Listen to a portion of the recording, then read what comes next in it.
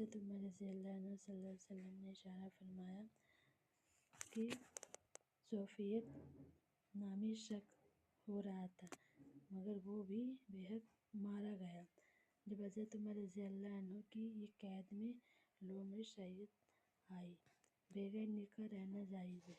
جب حضور صلی اللہ علیہ وسلم کے گھر واپس آئے تو آپ نے رات کو صلی اللہ علیہ وسلم سے فرمایا کہ جاؤ اس کی گزارش کرو۔ حضرت عمر رضی اللہ صلی اللہ علیہ وسلم نے فرمایا 2 سال پہلے تقریباً صرف گھر پہ ایک بیٹی پیدا ہوئی تھی، آپ نے اس کا نام بحق رکھا تھا۔ وہ چند آفتوں سے چند ریت سے تھی جو ایک بار دیکھ لیتا ہوں اس کے چہرے سے نظر نہیں ہٹتا۔ وہ اپنے باپ کی لاڈلی بیٹی تھی، پرورش بڑا نظیر تھا، متوفی سردار کی یہ بیٹی تھی۔ حضور صلی اللہ علیہ وسلم نے فرمایا نماز سے آ جاتا تھا، باپ اس کی ہر خوشی پوری کرتا، جو کہتا فوراً مان لیتا۔ وقت گزر گیا، جوانی پہنچی، اب اس کا نکاح کا خیال والدین کے دل میں آنے لگا۔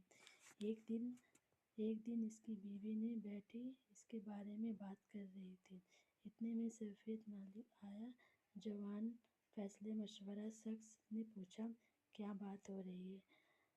شادی بارے میں سوچ رہے تھے؟ صوفیت نے ہاں میں نے، لے آؤ۔ یہ سن کر میاں بیوی نے ایک دوسرے کی طرف دیکھا، مسکراتے ہوئے انہوں نے فوراً بولا رشتہ پایا ہے، جلدی شادی کی ہوئے دونوں خوشی خوشی زندگی گزارنے لگے۔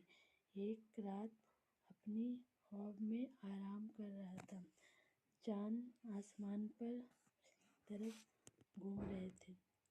حضرت عمر رضی اللہ عنہ صلی اللہ علیہ وسلم نے فرمایا یہاں تک وہ آ کر میں خواب سے فائق ہوئے، سوچنے لگا کہ اس خواب کی تعبیر کر سکتا ہوں۔ ابھی وہ غور کر رہے تھے کہ قبلہ کی کچھ لوگ آواز دیے، ان کے کانوں میں آنے لگی۔ محمد صلی اللہ علیہ وسلم نے فرمایا کہ دین بدل پھیل جا رہا ہے، اس کے بارے میں اسلام میں داخل ہوتا ہوں۔ وہ پھر بھی اس پر جان دیتا تھا۔ یہ سن کر دل میں ایک نوفیت پیدا ہو گئی، اس کے خواب کی تعبیر حقیقت روپ میں لینے والی تھی۔ آپ صلی اللہ علیہ وسلم نے فرمایا کہ غلام معافی آصف سے نہ دے۔ اس وقت حضرت عمر رضی اللہ عنہ ان کو سلام کا پیغام بھیجا، آنکھ نمید ہوئی۔ حضرت عمر رضی اللہ عنہ نے فرمایا کہ تیاری شروع کر دو۔ 5